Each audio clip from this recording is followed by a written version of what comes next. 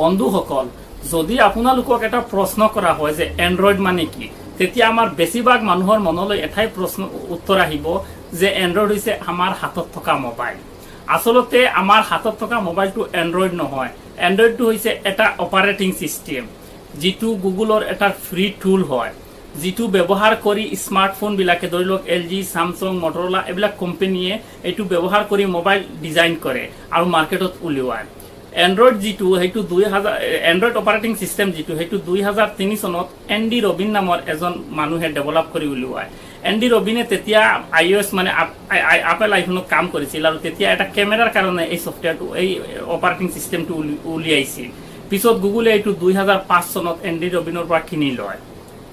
যদি Android operating সিস্টেমটো নাহিলে হয় তেতিয়াহ'লে চাগে আমি মোবাইল জেনাৰেশ্যনটো আৰু অলপ পিছত থাকিলো হয়, কাৰণ অপাৰেটিং সিস্টেম বুলি কওঁতে iOS অপাৰেটিং সিস্টেম যিটো আইফোনৰ হয়, উইণ্ডোজ আছিল বা সামিবিয়ান আছিল। সামিবিয়ান আৰু উইণ্ডোজটো আজিকালি ইউজ নকৰা হৈছে মানুহে, আৰু iOS যিটো সেইটো মানে বেছি দাম, বজাৰত সেইটোৰ প্ৰাইচ 50,000ৰ ওপৰত থাকে সদায়। গতিকে আমাৰ নিচিনা সাধাৰণ মানুহৰ কাৰণে এই মোবাইলটো কিনা এটা মানে সপোনৰ নিচিনা হয়।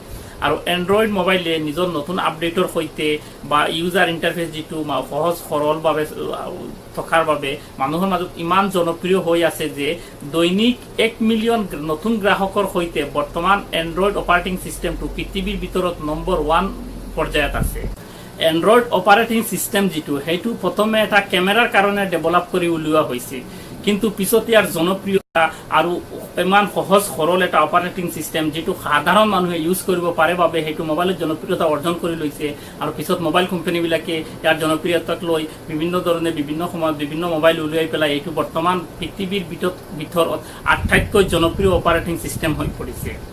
এন্ড্ৰইড অপাৰেটিং সিস্টেম ব্যৱহাৰ কৰা প্ৰথম মোবাইল যিটো হৈছে সেইটো হৈছে HTC কোম্পানীৰ HTC ড্ৰিম নাম আছিল, আৰু এইটো 2008 চনত উলিওৱা হৈছিল।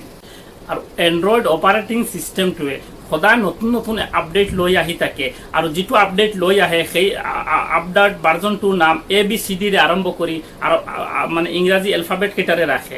ধৰি লওক এন্ড্ৰইড 4.0 যিটো আছিল সেইটো আছিল কিটকাট, ইয়াৰ পিছত 5 আহিল, এইটো আহিল ললিপপ, ইয়াৰ পিছত যিটো 6 আহিল এইটো আহিল মাৰ্শ্বমেলো, ইয়াৰ পিছত 7 আহিল, এইটো আহিল নাগট, এতিয়া 8 আহিছে, এইটোৰ নাম হৈছে অৰিঅ', আৰু নেক্সট যিটো আহিব ভাৰ্জন সেইটো কেতিয়া আহে নাজানো, কিন্তু পিৰে নামটো আৰম্ভ হ'ব। নামটো এতিয়ালৈকে ফিক্স হোৱা নাই, আহিলে আপোনাক কৈ থম। এন্ড্ৰইড অপাৰেটিং সিস্টেমটো একদম সহজ সৰল আৰু সাধাৰণ মানুহে ব্যৱহাৰ কৰিব পৰা এটা অপাৰেটিং সিস্টেম, যিটো আপুনি নিজে ইচ্ছা কৰি মডিফাই কৰিব পাৰে। আৰু এন্ড্ৰইড আজিকালি অকল মোবাইলত সীমাবদ্ধ হৈ থকা নাই, এন্ড্ৰইডে গাড়ী আৰু টিভিটো নিজৰ অপাৰেটিং সিস্টেমটো চলোৱাৰ ব্যৱস্থা কৰিছে। অহা কেইদিনমানৰ ভিতৰত আমাক এন্ড্ৰইড অপাৰেটিং সিস্টেম থকা গাড়ী আৰু টিভি দেখিবলৈ পাম। আৰু যদি আপুনি এন্ড্ৰইড সম্পৰ্কে দিয়া তথ্যটো বুজি পায় তেনেহ'লে ভিডিঅ'টো লাইক কৰিব, কমেণ্ট কৰিব আৰু আমাৰ চেনেলটো ছাবস্ক্ৰাইব কৰিব। আপোনালোকে ছাবস্ক্ৰাইব কৰিলে আমাৰ ভাল লাগে। আপুনি হাঁহি থাকক, ধেমালি কৰি থাকক, জীৱনটো অকল দুদিনীয়া, আৰু কৈ থাকক জয় আই অসম।